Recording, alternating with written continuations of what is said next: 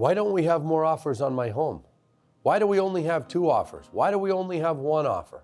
You're hearing that from some sellers, aren't you? I know, I'm hearing it too. I'm hearing it from our realtors, our national training customers, and just various realtor friends that I have across the country. That's a question that's coming up. Anthony Lamacchia here with Crushing in Real Estate. I just finished a training in this room with a whole bunch of people here in person, and then over 100 that were tuning in virtually, and we talked about this very subject, and we talked about what you need to point out to sellers and how from where a seller sits, that's somewhat of a valid wonder.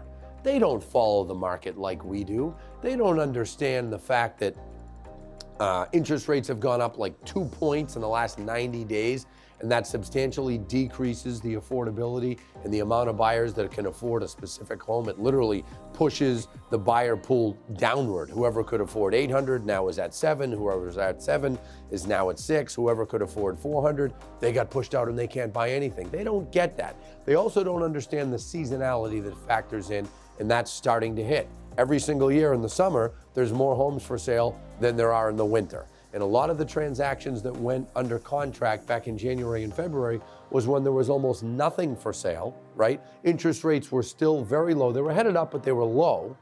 And there was still a major frenzy going on. Well, there's not a major frenzy going on anymore, but what there is now is just a hot market. That's what's funny, right? Our view of the market has gotten distorted. We are still in a hot market. There is still multiple offers in many places, but there's less, and there are less offers on each home. Just take the time, explain that to your sellers. Remember that document that I offered out to all of you a week ago when I said, put your email address below and we'll show you a document that we created that shows the difference in the mortgage payment? Remember that? That's a tool that you can use, or you can create on your own with your sellers or your seller prospects to get them to understand that they need to price lower. Also, on-market snapshots. How many homes are for sale now? How many were for sale in January and February? That tool in the MLS will become a lot more favorable to making your point in a month or 2. Remember, sellers don't know what they don't know, and their knee-jerk reaction is, I want more, why don't I have more offers? Why is my house only selling 10,000 over asking? My neighbor sold for 100,000 over asking. They can't help themselves. It's just the way it is. It's the nature of the business. And always remember, and you can say this to sellers, you can say this, us realtors get more credit than we deserve when a home sells fast, and we get more blame than we deserve when a home doesn't sell. It's the nature of the business, folks. We've been spoiled for 2 years of people thinking that, every listing agent walks on water.